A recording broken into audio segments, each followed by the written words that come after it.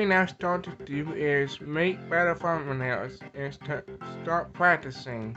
The reason behind this is you make better thumbnails, you will get more people to click on your video. The second thing I would do in 2023 is to make better titles. The reason behind this is if you make good thumbnails, you need to make a good title that goes with that thumbnail. Brings me to number 3. I would work on getting people hunting to your videos so you watch longer. Behind this is to get people to click from their title, and then you make your thumbnail promise and you deliver on it as soon as possible. Viewers will watch longer on the videos.